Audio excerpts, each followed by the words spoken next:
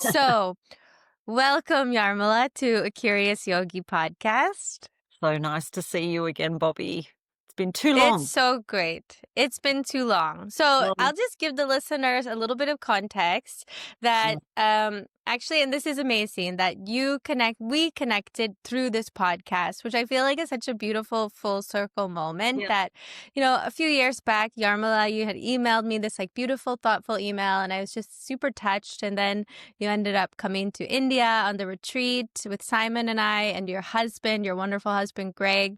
And I think why I really was inspired, first of all, to have you on this podcast, because I was thinking, like, I would like to have an episode where, we discuss a little bit about retreats and things. And the kind of obvious go-to would be to have a guest who hosts retreats. But I'm like, who do I know that goes to the most yoga retreats? And that's Yarmila. That's you. You love to invest in that time for yourself. So that's Mm. the first reason. And the second reason is because I know that you are such a brilliant yogi, and I feel like the most jewels of teachers are the ones that are kind of hiding away in the cave. And I feel you're like that secret yogi. You're such a successful career woman. You have such a wonderful family with 3 beautiful daughters, and you have this whole life. But Mm. at the heart of you, you are the purest, truest yogi. So I think we have so much we can talk about today, and just warm, warm, warm welcome. Oh, thank you. That makes me feel so wonderful because I don't know how it happened. I don't know why, but I feel like at the center of my being is yoga. And I just feel I I'm more surprised than anyone that this is something that's kind of, it's like the flame that's been inside me for most of my life, more than half of my life now. And I don't know why. Like you know, I'm not somebody that studied gymnastics when I was a kid, or I was once a ballet dancer, so I'm very like none of the things that make people sort of easily find themselves in a yoga class. Oh, you're very flexible, you must be doing yoga, da da. None of those things, but there's definitely just some internal spiritual journey that I am on, and I think it's like had a multi-decade gestation, like it's slowly being birthed in me. And I feel like it's the next 50 years. It's like it'll be, so, and interestingly, by the by, just because I'm curious, I did a, Jyotish astrological reading with somebody a little while ago, and I'm a very, very strong Leo. Surprise, surprise. That's how come I manage hundreds of people and boss them around all day. Very strong Leo, but she did say to me that the spiritual seeker side is there, but just overtaken by the sun sign. And if Hmm. I'd been born slightly to the left or slightly to the right, it might have all been different. But for most people, I think it's quite hard to admit that sort of deep inner seeking nature. It's quite hard to accept that because it's quite hard to be a beginner and it's quite hard to be a Hmm. student when you're a grown up. Everybody wants to be accomplished and win and be successful. And of course, as you and I know, that just leads to a transactional existence, which is, Hmm. can be very unfulfilling, you know. Yeah, Hmm. that's so true. I also can relate to your Leo Right. persona, because I also have that. So I think also that's one of the reasons why I appreciate you so much. I feel a kind of kinship with you. But when you're like speaking about, the kind of the long life, almost lifetime of gestation in your spiritual Yeah. sort of expression or curiosity, do you think it is because, like, you grew up in this, you're from Australia, you grew up in this society that says like, do the things. So, Yes. you did the things, you met the great guy, you have the great kids, you have the great career. And it's like smoldering Mm, underneath all of that is that curiosity or that spark, which is so rare. Like, not everybody is tuned into that.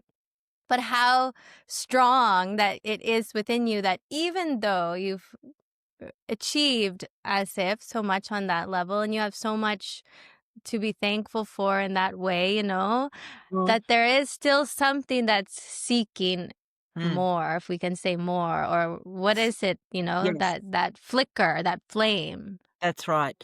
No, look, I think you're absolutely right. I mean, I always say I come from a long line of workaholics.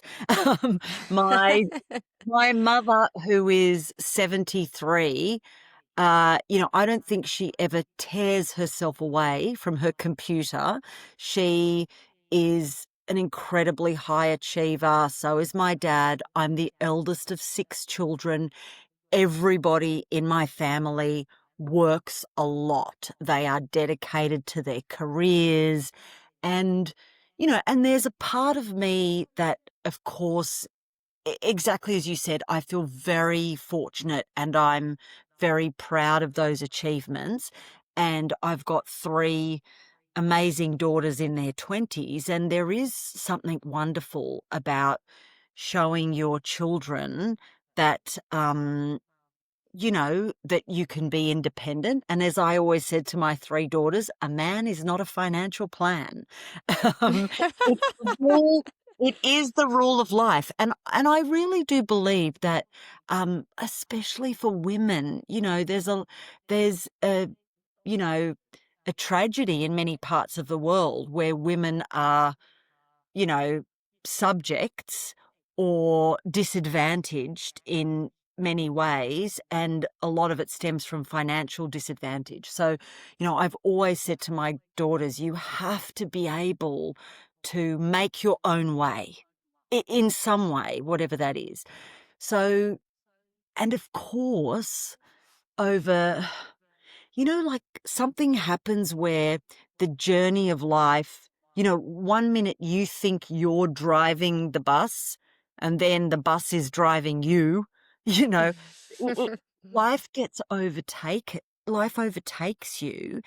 And of course, then creeps in this thing that you can't even, in the beginning, you don't even sense it. But what is it? It's the cult of personality. It's your ego. And it's taken me really a long time. And I have had, probably like many of your listeners, I've had dark nights of the soul where, that the grip, the claws, the talons of the ego are hanging on to you, and they're saying, don't change, don't let this go, don't step over the threshold. Um, like, who will you be? That's a classic one. Who will you be Mm. without me? You'll be nothing without the identity of your job. And of course, even if it's not the identity of your job, it's all the identities that we wear. Nobody can, I mean, it's so hard to cope with the idea of being nobody. It Mm. really is. It's just, it's fraught with horror. You know, t- it's like, it's, so scary to be nobody. Um, but that's part of the reason why I feel like it's taken me so long to get there, because, you know, the ego has grown over 50 years, and it gets fed every day. I mean, it's awful. Mm. But the other thing I was saying to my wonderful husband, Greg, the other day is, your ego, it's bizarre how it gets fed by good and bad. Your ego also gets fed by people saying, oh my gosh, thank you. You're amazing. Mhm. Thank you for helping me. Thank you for Mhm. sorting that out. And then you think, oh, I must keep doing that. I'm trapped. I'm Yeah. trapped. Yes. It's Um, almost more powerful, the yes, positive reinforcement. yes. It's it's crazy, isn't it? But look, I mean, I have also, I've learned a lot from as you said, very long working career, working in you know, working for the man, as they would say. Um, and one of the things that I do really appreciate is being able to observe people in the wild, as they say. So even though I sort of, I feel sort of some part of my soul feels like it's dying every time I go to a job. And I keep thinking to myself, how did I end up here? You know, I I find it so difficult dealing with a lot of people, and now I'm managing 400 people, 450 people. Every job I go to, it gets bigger and more complicated Mm. with more problems and more issues. But the one thing that is fascinating is I am lucky enough to be able to observe people every day. And it people have become fascinating to me.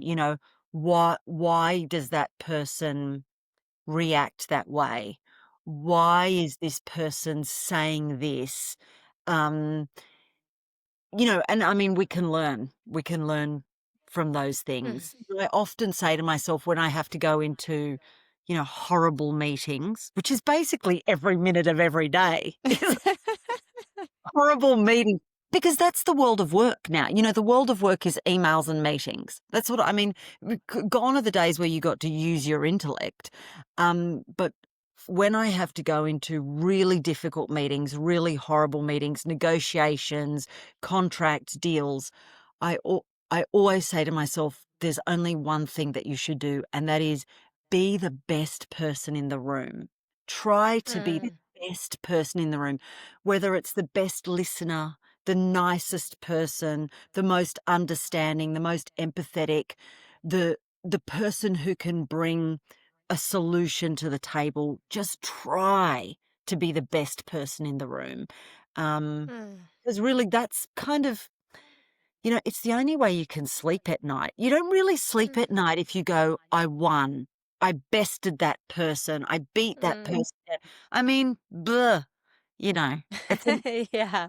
whole existence, really. Um, Yeah. yeah, but look, alongside all of that world of work, um, yeah, I've got this beautiful family. My husband is still, after 33 years, the wisest person I know, which is, crazy. But he really is.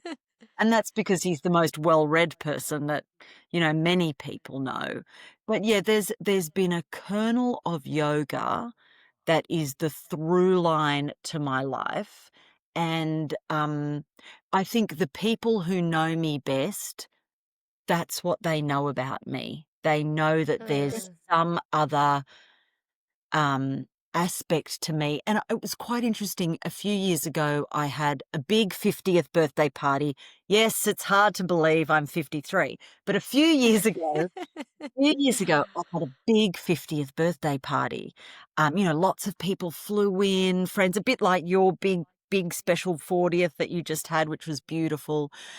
And Greg, my beautiful husband, gave a speech. And in the speech, he said, what many of you won't know is that Yarmila has an inner life, a whole other thing that's going on for her. And a lot of my friends afterwards said to me, "Oh, we didn't know any of that about you. We didn't, Wow. what Greg said was like, wow, we didn't realize that you know, were a seeker, as you say." And it's, I feel very fortunate to have that as well. Um, Mm. it's quite, Mm. and I've just been inspired by you, Bobby. Actually, I've been, since our retreat finished, which is literally one of the best trips of my life, with you and Simon, I have been really, even more seriously, if that's possible, pursuing, pursuing that much deeper understanding of Vedic philosophy and going ridiculously deeply down the rabbit hole of Advaita Vedanta and Samkhya, and I've started studying Sanskrit, and Amazing. there aren't enough hours in the day. Like, there really Wow, amazing. it, Amazing. Okay, but there's so much there I want to reply to. so much. Yeah. Yeah, that's so good. When you were speaking like multiple times, I kept thinking of this quote that I heard. I Mm, listened to Ram Dass's podcast. It's mhm. called The Here and Now. I don't know if you've Yes. heard it. It's just like recorded talks of Ram Dass. And last weekend he said something and it just like stuck with me. And now I'm like, oh my gosh, that's Yarmila. Mm. He said, in order to be nobody, you have to first be somebody. And Um, like, and he said, that is kind of a part of the path for mm, most like mm. modern, what do we call them, Yes. like home yogis, what's the word, the Yes. The householders. householders, yeah, Yes. Yeah. that like that's a part of the journey towards becoming nobody, is first becoming somebody, and that like is the process. And it's like so beautiful what you're Mm. expressing, that's kind of, and also all of our journeys, like to get into that point where we can recognize the ego, and like what else do they say, God is the ultimate trickster, like Yes. that even the praise and the goodness is still crystallizing this sense of individuality and like That's right. individual sense of me. And it's whether it's little old me with all my problems or big great me with all my greatness, it's like two Mm, sides of the mm, same coin. mm. So it's like kind of such an interesting, feels like paradox of the seeker. It's like, Yes. and also when you were speaking to it, like Greg talking about your inner life, and it's like the seeker kind of is the yogi in the cave, but like Mm, what the cave looks like for each and mm, every one of us is so mm.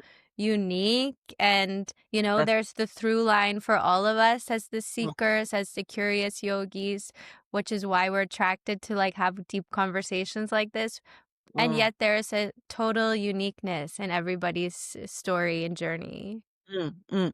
Look, you're absolutely right. And actually, it's interesting that because I was just reading something about Ram Dass the other day, and of course that's his story, isn't it? That he had a career and a whole life, and there was money and there was success and all of these things, and he had to go through all of that to. It's like your life has to embody that learning of, you have to learn what it is to have, to learn what it is to let go and Mm. believe and find faith, find real faith. And, I mean, I also keep thinking about some of the things that we learnt when we were in Kulu, the sayings of Swami Sham and all of these, and, that thing of, like what really is bliss, like that concept of pure bliss. I mean, it's quite a fascinating word, bliss. It's more than happy, isn't it? It's more than content. It's kind of, when you hear this word bliss, you feel like it's sort of like shouting from the rooftops, sort of thing. Um, Mm. but I do feel like it's feel like it's like, as I said, it's been a long gestation for me, but for the sort of person that I am, I need to learn these things. I'm not yet there where you just realize, that concept where Yeah. you just realize these things. And I wonder whether it just suits different people to learn. But the other thing, I was thinking about, um, because I did a lot of yoga on the weekend, actually, a lot. Um, and, I was thinking, I went to a lot of classes on the weekend because I flew back to Sydney, and one of the studios that I go to, it was their second birthday. So so the beautiful teacher there, she did the thing that a lot of studios do on their birthday, a lot of free classes, a party for the members, for the students and all that. And I was looking around the room and I was thinking, what? makes a successful learner? What makes a successful student? What makes a yoga student anyway? Mm, I th- I think there's sort of two things. One is you have to be able to listen. You just have to mm, listen. Like and I come from a lifetime of listening because I studied music. My whole background is classical music. I've been the CEO of a symphony orchestra, of an opera company, and so I feel like wow, like there's a link there in the ability to listen carefully and deeply and mm, seriously, listen seriously. And there's also, um, I'm reminded of the name of your beautiful podcast. You have to be curious. You actually have to want to know something. mm, Because as you and I know, a yoga class is scratching the surface.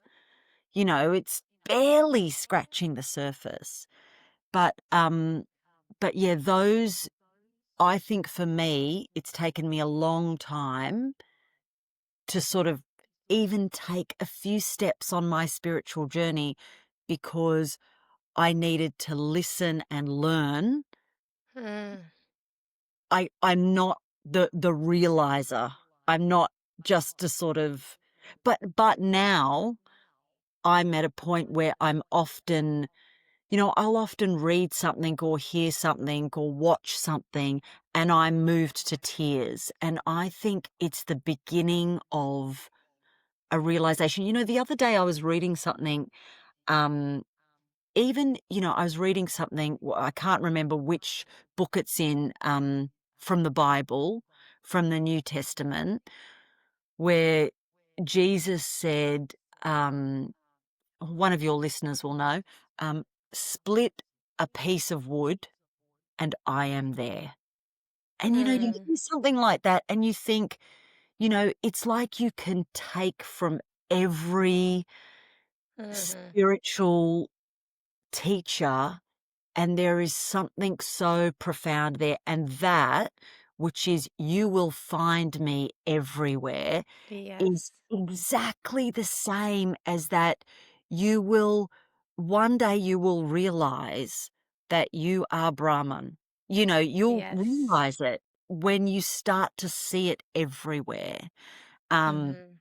and I just, I feel like, I mean, I'm just kind of I love every aspect of this journey. Um, Yeah. it's pretty special. But yes, So special. I am I also, I think what you said about me and retreats, I mean, one of the things is I take yoga pretty seriously, which isn't for everyone. It's not for, Mhm. but I'm a sort of serious yoga person. But I feel like it's an investment of energy and effort. And, yeah, I sort of like I'm always kind of sort of observing in class, taking things away that teachers have taught me. I'm still practicing your stotrams that you did on your retreat. I'm sort of like a bowerbird, hanging on to Yeah. lots of Mhm. teachers have given me, which I've had so many great teachers. I'm very Yeah. that too, very lucky. Yes. Okay. I have a few things I want to say. I was like getting so many sparks of inspiration there. Mm, One thing that you said that made me think about something Swamiji had said is like that mm, it's one knowledge mm, spoken through many mouths and heard through many ears. So yes. I just love that awareness that, one can, practice yoga and also practice Christianity or Judaism or, atheism, whatever it is that you practice, like yoga as a way of perceiving our world Mm, is in alignment with all other ways of perceiving that Brahman, like you said, or that mm, that mm, life that is flowing through all of us. And it is so mm. It's It's so wonderful to recognize it in everyone and mm, everywhere. And even when we forget it, and then it's like, yeah, you have that like few words that can just bring you to tears that like yeah. even between the crack in the wood, like God is there. You can say life is there or love is there, whatever language sort of you're attracted to. It goes back again to the uniqueness of every seeker and every mechanism. Like we all have this individual tool. And that Mm, also made me think of something else that you said that like when you were questioning this weekend when you did a lot of yoga, because I also did a lot of yoga this weekend. We uh-huh. were teaching at a yoga festival, and I gave one class called Beyond Asana, the essence of yoga. Wow. And something that I thought about and that you kind of mentioned, like what makes a successful seeker or learner or yogi, we can say any of those things. And I thought about something that we also touched on in the retreat that actually Greg turned me on to in I Am That Nisargadatta, like the all-time greatest spiritual scripture ever. He really like brought up the word earnestness, which like Mhm. you speaking in your desire to learn and to move to be in the study that way. It is like the earnestness to see God everywhere. We can say to learn and to evolve in our unique mechanism. Like, yeah, you're saying you're a learner. What one may Swamiji also said enlightenment is as quick as stepping over the hoof of a cow. It's like Yeah. that's pretty close, but like kind of hard, but like it's right there. It's like Mm, finding the glasses when they're already on your head. It's like I mm, get it. And it's mm. like we all have the unique sort of way that it operates, but like to have that desire, the mamukshutva, the real burning desire for that freedom. And it's Mm. like, okay, then, and I know we've talked about this too. It's like freedom from what? Like, Right. freedom, you know? That's exactly what I grapple with, that concept of freedom and liberation all the time. But you're absolutely right. It's you have to accept that the journey is endless, many lifetimes maybe, but love that journey so much. You know, that constant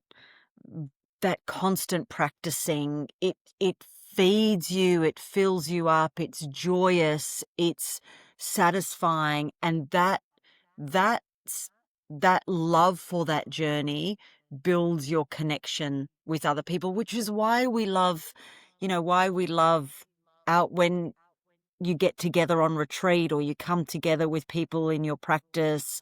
um it's really special to meet people who think the same way. Uh, Yeah. absolutely. But Because, yeah. mm. Yeah, I just wanted to say because, and this is something also Shivnat had said on the podcast too, which I've just taken such to heart, like why we are attracted to satsangis, like Mm, this kind of conversation that's bringing our attention to the highest versus the kind of, like you were saying, the meetings and emails yeah. from hell. It's like, why That are you, Yarmila, the inner yogi, attracted to like this kind of mm, dialogue? And he mm, said, yeah, because the sadhana is an independent work. Like we have mm. to do it privately, like Greg so beautifully described that inner life, but we can't do it alone. We That's right. need the mirrors. We need each other. We need the community of those that are drawn to the truth also. It's like, Mm, otherwise, like we're spiraling, spinning. It's like the dog chasing its tail. You need someone to say, like, come on. that's right.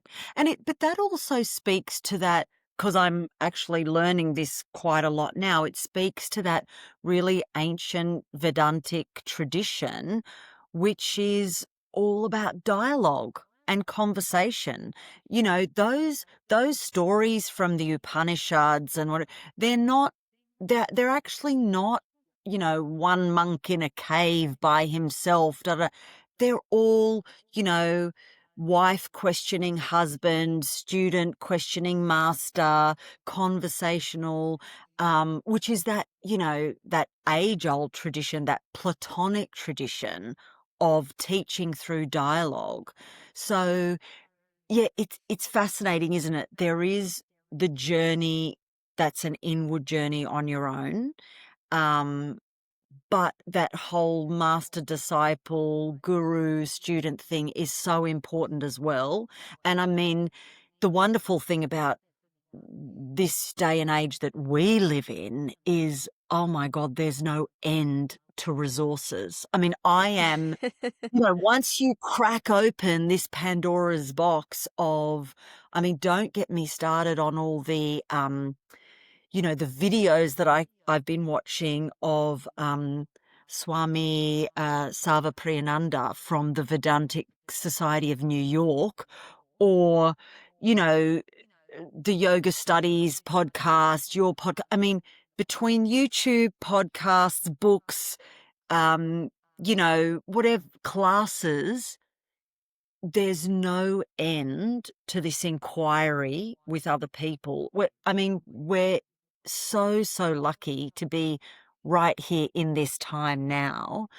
But, there is, like you touched on it as well, there is this interesting sort of, when you actually get to a point of start thinking, well, what journey am I on, right? What am I doing? Well, I'm seeking liberation. I'm seeking that that state of moksha.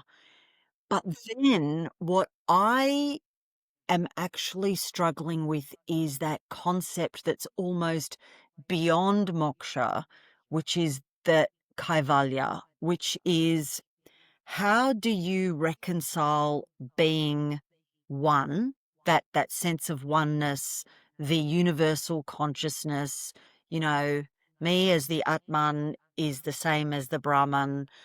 How do you reconcile that with that concept of detachment, aloneness? Where where where can you be at peace by being no one? And Hmm. it's the oneness versus the aloneness. Like there's Yeah. this thing on the journey, and it's quite you almost have to work out how to live with both, because there's something about the true yogic journey being a solo journey. It really, like coming from silence and going into silence. I mean, I was reading this thing the other day, that the well-read husband put me onto, um, which is Schopenhauer. Schopenhauer, who was um, a huge reader of the Vedas and the Upanishads. And in many ways, some people would say, people like Schopenhauer and Freud, all that, brought Hmm. these texts to the West, to that Germanic tradition. And Schopenhauer said the most important words that you can ever say, they're born of silence. They're Wow.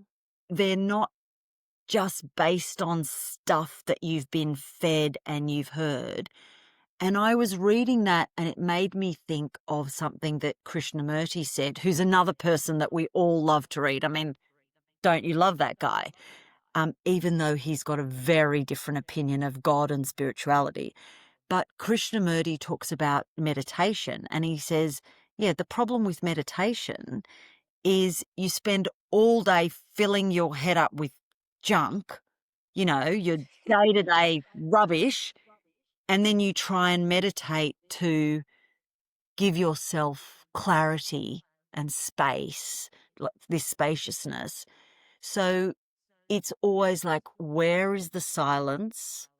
Where is the space? How can I be distant from all the stuff of the world? But how can I be one with it as well? And Hmm.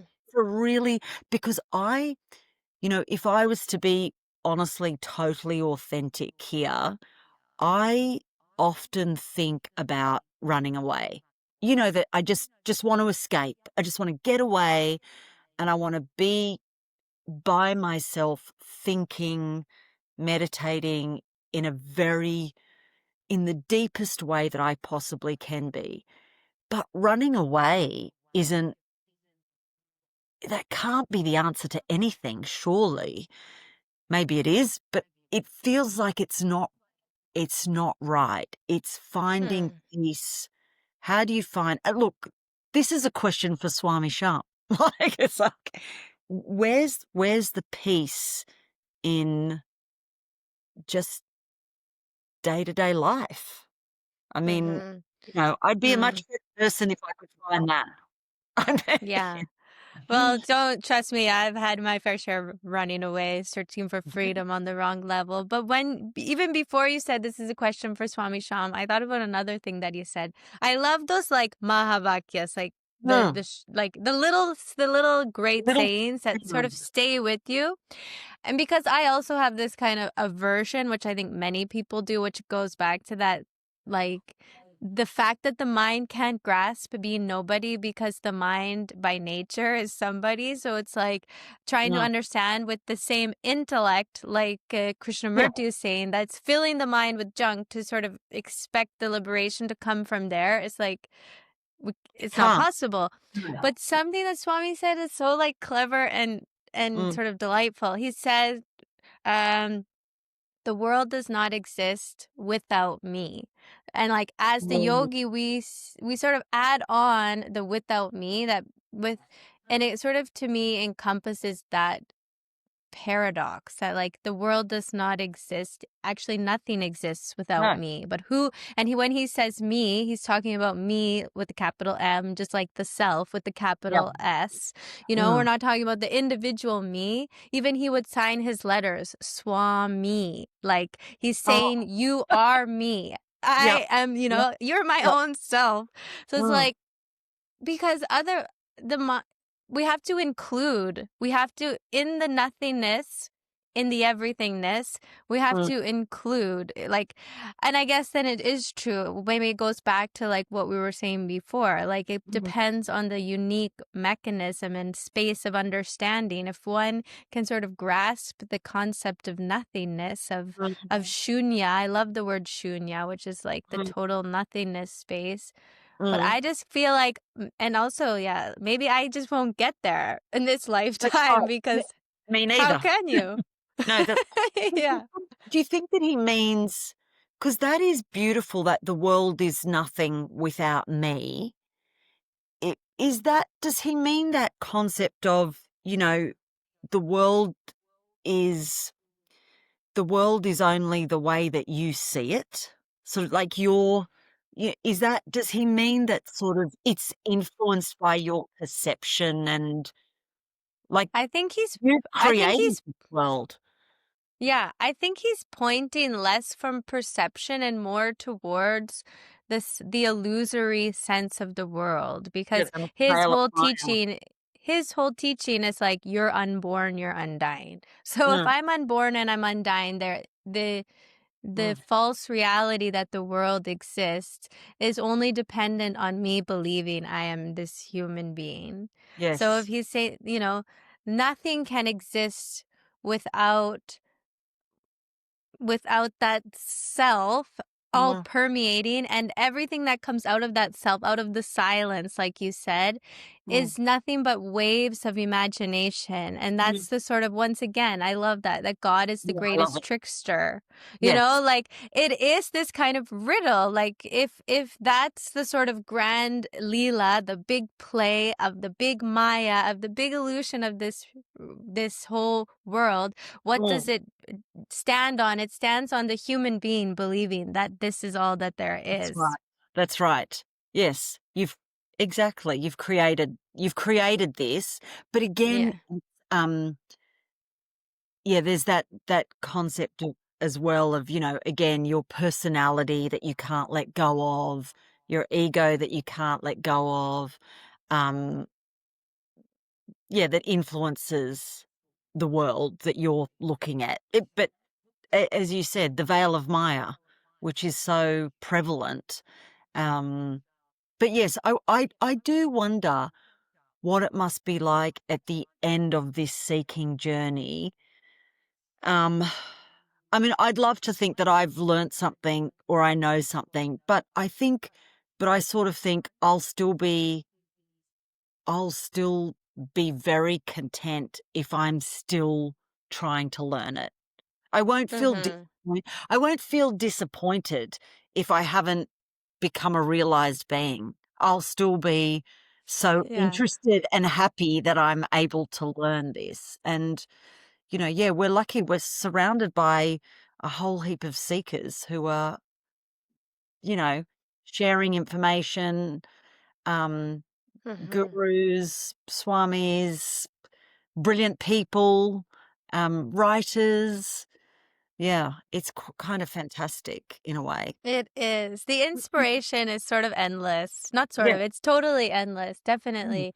Oh, And I, I just they're coming to me now. These sayings of Swami, because when we think about the personality, and I think that is a kind of like dichotomy of like I should be becoming nobody and like sort of mm, negating this personality and these mm, responsibilities, and yet. Then it makes me also think of Ram Dass, how he would say, I love my wheelchair and I love mm, everything and everything is included and that kind of expansive heart and mm. it is really yeah it It's hard it's yeah hard to work out. I think it's hard. Yeah, in those stories, it's also hard to work out where you lay your beliefs. Like where do you I mean, again, Greg and I have this conversation and he always comes back to morality. Greg mm, is like if and this is a man who's read all the works of Wittgenstein, Schopenhauer, Kierkegaard, Jean-Paul Sartre, and he says at the end of the day, the most important thing you can be is morally, a morally sound human being. mm, Um, because no matter what you believe in or what you do, you must strive to be good, to be a good person in the world. And, we often say that now, the most important thing you can be is kind. Is really, it is. yeah I mean, what does, but I'm at the stage where I'm not quite as evolved as that yet. I'm, I'm sort of delving into that thing, of, where do I lay my belief? Am I believing in a universal God? Am I questioning, um, am I questioning my need for the grasping of this? Because again, our friend Krishnamurti, would say that we've only created all of this because we're fearful. Human beings mm, by nature, we're scared. So we yeah created God, this fictitious character, we've created it to alleviate our fear. But then mm, recently, as I've been down my journey of philosophy, um, I've been reading this amazing writer, American author, philosopher named David Bentley Hart, who is a theologian, and he has written all these books. One of his books is There's God in All Things, and he basically seeks to prove the existence of God. And what he says is that, um, the people who think that there isn't a divine being, they actually just don't understand what a divine being actually is, which is that it's mm, everything, which is that it's in everything. So I'm sort of I'm floating around, fishing around in this kind of sea of things, um, about where will my mind land? Where will my focus land? What I do think, because now I'm in the reading, the watching, the listening, the busyness of it all. That's just Yarmila being Yarmila again. Um, that's what I revert to. But I actually do think that at some stage, it might be in a year, it might be in 10 years, it might be 20 years, I'll I'll just have to be alone and quiet. That will be the only way that I can find any of this, that I can find my truth. But mm, in the meantime, yoga's the way to go. Because yeah yoga, even that superficial physical side of yoga that you and I love And, I love doing so much yoga with you and Simon. I mean, that's the grounding. That's your day to day. That's the little thing that when your mind's off floating about who am I, what do I believe, blah, blah, blah, it's like, well, you know what? How about just get on the mat for an hour and do some of that? And that kind of sorts out most of it. Mm. I Yeah. I will never let go of, you know, that physical practice of yoga, because there's something about that. There's a seed of that, which I think, I know that there's a whole, I know that there's a whole yoga, which is that non-Western yoga, which Mm. is where I'm going.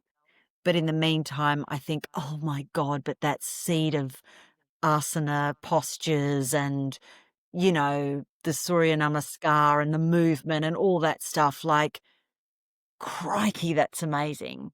It It's is. really fantastic. Mm, But don't you feel, well, I guess I feel it's like that there can be two, like when we think of like truth, and this is actually I think something that came up with as well when we were in India, was about like this idea of truth. And like when we think of like what is it that I believe? But mm, everything that we believe and perceive on this level of the mind is transient and changing, and yeah, sort of the more we explore it and look at it and get curious about it, like you said, it becomes like the veil. You see yeah, the kind of lucidness in it.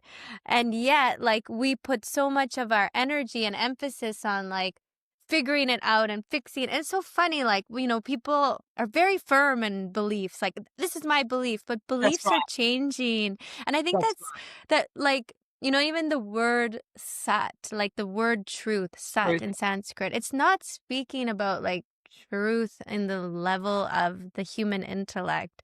It's Mm, speaking mm, about like God in all things mm, truth. The truth mhm, which is unchanged at any point in time. It's mm, unaffected by anything. It's just all permeating. Like mm, how, but yet we have the mechanism in the mind and the intellect that seeks some understanding. So mm, it feels to me like we're constantly like, whether we look at the asana, like we use it as in one way with the physical balancing the energies, and then we held this other truth that like knows there is no balance in the physical level. mm. Balance only exists in the inner space. I just feel like it's always like That's two right. truths No, at once. you're absolutely right, and it's like your mind won't let you not latch on to something, will it? Like it's even the seeking is like, once again, your mind trying to find something. You're trying to be something or find something. And it's like what you've said this before, it's actually like it's beyond the mind. It's beyond mind, all of this stuff. Mm, And mm, I and of course the seeking is about like, well, how do I'm here, and how do I get over there? How do I get there? mm, Um, and I've kind of started on a bit of background research as to what a PhD in this area might look like. And it's interesting because there are a lot of people doing research in this space about that concept of mm, embodiment, embodied philosophy. How do I get my body and mind to become one? Um, and then move through time and space. There are a lot of philosophers now working in this thing of um sleeping, dreaming, waking, what's happening to my body when I'm not conscious, all of this kind of stuff. Um and I mean, I don't really want to go there, because that, again, well, look, one of the things that I love is the mystical side of this. Is there, I don't know about mm. you, Bobby, but isn't there something that's, there's something amazing actually about the stuff that can't be explained. So part of me wants to like read and write and study and research and know everything. And then there's a part of me which goes, but what makes it so special is the unknowingness of it. I mean, I don't want to take Mm. away all the woo woo. You know, I love the woo woo. I love the mystical, the metaphysical, the inexplicable, because that's sort of the world we live in, isn't it? It reminds you that, Mm. yeah, stuff happens all the time that I can't understand and can't explain. Um, Yeah. I don't want to, be I feel like there's too much arrogance that comes with wanting, Mm. I'm going to expect to know everything.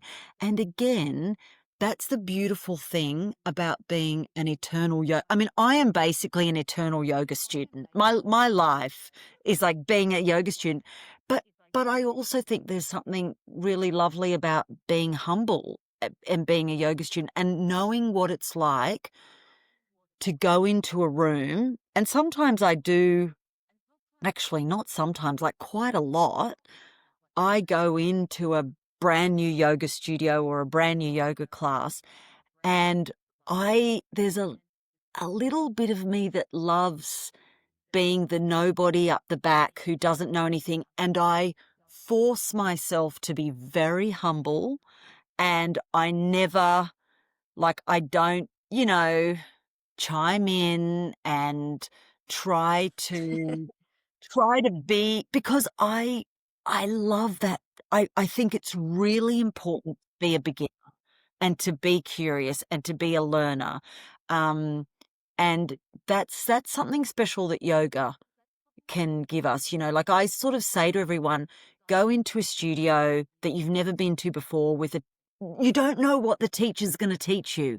You don't know whether they're going to recite a mantra or do, I mean, on the weekend, I went to a class with this beautiful man. I've only done a couple of classes with him, who did most of his training at the Shivananda ashram in Rishikesh.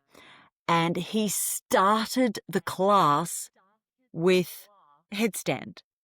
And of course, I'm someone who goes, well, come on, you can't start a class with headstand. I haven't done my core exercises yet. Jesus, like this. Like, I can't go upside down. I haven't opened up my, like done all of this kind of stretching and whatever yet.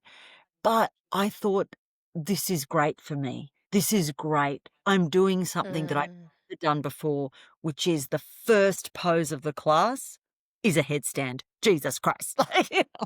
I mean, it's great. And the thing is, that's what you get at a retreat as well. That's what you get. You know, I mean, one of the things I was thinking about, the concept of a yoga retreat when I knew that we were going to talk. And the thing is, um, the reason why a yoga retreat is interesting, and I've been on a lot of them, is because it isn't a holiday and it should never be treated as that. It is not a holiday by any stretch of the imagination.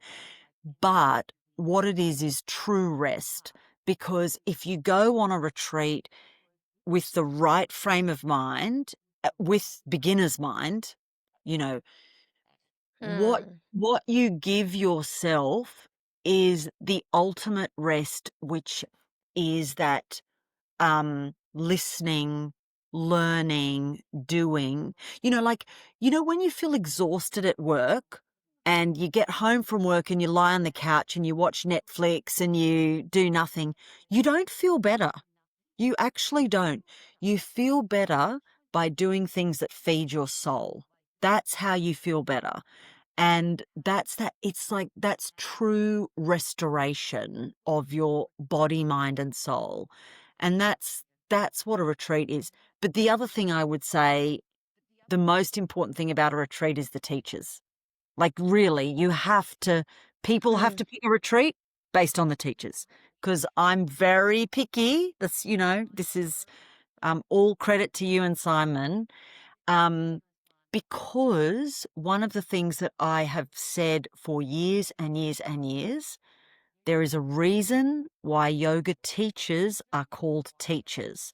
They're not called coaches. They're not called instructors. They're not called leaders. They're teachers because they're supposed to teach you something. You have to learn something when you go to yoga. You have to learn. You're not just doing something. You're learning something. And so I feel like it's no accident that in the world, yoga teachers are called teachers. You know, that's important. Those semantics are really important. And the best yoga retreats are when you come away and you've learnt so much. Then your soul feels full. You know, and that's why I loved the retreat from you. I mean, Greg and I still talk about all the things we learnt. And that's every retreat that I go on. I'm very particular about who the teachers are. I don't mind so much where it is. You know, I don't really care where the retreat is, to be honest. Um, you know, and I mean, obviously it's lovely to have a great group of people on a retreat, but you often don't know who they are. You know, you don't know the people that you're going to end up with. You're just kind of crossing your fingers and hoping there aren't too many crazy people that you've got to share a room with or anything like that. You know, but the teaching is incredible. I mean, I learnt so much. I could list 100 things. I could list 1,000 things that I learnt on the retreat with you and Simon. I mean, I learned about new assists. You know, if you go to a yoga class and you're fortunate enough to have someone in the class assisting, you should learn something from the assists. I mean, I did a class yesterday and we were just doing a standard seated twist, Matsyendrasana twist, and I've got this beautiful yoga teacher, Vicky, who studied with Annie Carpenter in the States. Very, very much functional movement, a lot of props. You know, my God, if there's a class where we don't use 2 straps and 20 blocks, it's a miracle. But she did an assist on me where she stood over my shoulders and she used her legs to turn my body. And the strength of having her entire leg running down my back, you know, to allow me to go deeper into that twist was amazing. And that's the first time I've had that kind of assist. And so, you know, and I think I learnt 3 or 4 new assists from your retreat. I mean, what a gift. What a gift. You know, so that's the importance of a retreat is to give yourself the gift of learning in an environment where your body, mind, and soul can absorb it, can really, you know. So I take retreats very seriously. Yeah. And that's why you're the like ideal retreat guest. I am. You're the perfect dream retreat guest. We're just like keeping our fingers crossed for like a Yarmila 2.0 I next year. I've already said to Greg, the second that Bobby and Simon release that, you know, whatever you're going to magic up for the second half of next year. But I'm going on a yoga retreat in a week and a half, as I told you. And it's so funny because the retreat was actually full and I was reading about it and I know the teachers who are taking it. And, you know, they're a bit like you and Simon.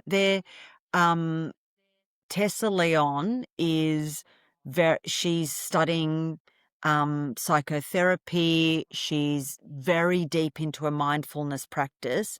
And Adam Whiting, who studied in the US with power, like he's a power living practitioner, very much about functional movement, fascia, all of that. So the two of them. So the retreat was actually full. And then I emailed and I said, I don't, and they made a space for me. So I think you're right. They were like, "Oh yes, she's a great student," because I will be like, I never miss. Like if somebody says to me, "This retreat has got a 3-hour class in the morning and a 3-hour class in the afternoon and 3-hour class," I'm there. Because what else are you there for? Yeah. You're there to do yoga. You're Me there too. to learn. Yeah, you are the earnest student, That Yarmila. You is are the earnest the student. eternal, the eternal. Well, yeah, and that's amazing and so inspiring. So I've just loved this conversation and Thank you. just like I said before we started recording, selfishly to just hang out with you for an hour is Mm. my total pleasure and delight. Me. And just to finish, I just asked these three quick questions and try to keep it Mm, like mm, it's a short fire. So the mm, first question is like, well, a side question, how mm. you've been doing your practice now, what you said, like 30 years, 25 Yeah, years? 25 years, 25 years. Mm. 25 years. So And I still got a 25 short years round. into your sadhana. Yeah. Mm. Yeah. So Oh. 25 years into your sadhana, what are you still curious about? Um, I think the thing I'm most curious about now is silence, is really Mhm. uh, going deep into silence, because what I'm finding is in my own practice that I'm I do most days, again, very seriously on my own. What I'm finding now is that I'm breaking up the physical practice with blocks of meditation. And I find it quite Mm. interesting that I'm needing that. And I actually wonder whether eventually I'll get to a point where there's less movement and more silence and sitting. So that's what I'm Mm. most curious about. Beautiful. Mm, Beautiful. mm, And we kind of already touched on many of these, but a great Mahavakya, great saying that has been mm. inspiring your practice lately. Oh, that is, um, well, I read actually only a couple of days ago, I read the story of the donkey and the washerman. You know, this story where the washerman takes his donkey to help him do his job, wash clothes. One day he forgets the rope that ties the donkey, so he pretends to tie the donkey, and the donkey stays there all day, which is kind of that representation of, that the imaginary ties that bind us. We think we're Hmm. bound, but we are free. We're always free. We always have been free. The tie is an illusion. That's what I think about a lot Mm. now. Wow. Mm, I love that. I love mm. that. I've heard some like version of that. Yeah, It's such a good like pointer. yeah. It's a beautiful, Yeah. sort of ancient Vedantic story, but it doesn't actually appear in any of the Upanishads. So, I mean, I suppose it'd be interesting for someone to find the origin of that story. I don't know where. Mm. Mm, mm. I'm sure you'll come across it in your PhD Yes, research when yeah, you get I hope so. And and then yeah. mm, And then finally, if you can sum up this conversation in one sentence. mm. Um, I would say something about uh, something about this conversation being being part of the threshold. Like there's life up till now, and then there's a period which is, the real scraping away the layers, going deeper, and this is like part of the threshold before another big step. Hmm. Beautiful. The Threshold. threshold. We're all kind of standing on we're all threshold. kind of standing there, aren't we? And that's Mm. up till right now. Yeah. It's so inspiring. That's right. What's next? And yet, so Mm. yeah, what is Mm. next? The So next retreat. When you. biggest thanks. Mm. The next retreat, like we're gonna do the same retreat in March, and then yeah, I'm going in November this year to sort of do some scouring and see and Nice. what can Nice. happen next autumn. Yeah. Great. So let's see. Exciting. Things just keep unfolding, you know? Yeah. Yeah. Fun. So thank you so much, Yarmila, for leaving work early on a Monday. I'm sure Oh, everybody was wanting a piece of you and you just got out of there early. that's right.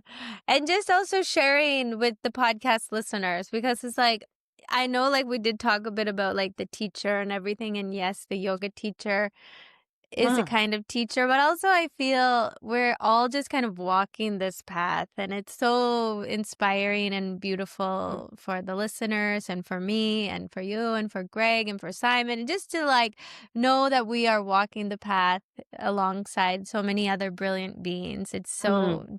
so wonderful. So just biggest thanks. Thank you. Thanks for listening to this episode. If you enjoyed what you heard, please consider supporting the show at patreon.com/acuriousyogi podcast. And please leave a review. It really helps the show reach more people. Let's stay curious, connected, and keep walking the path together.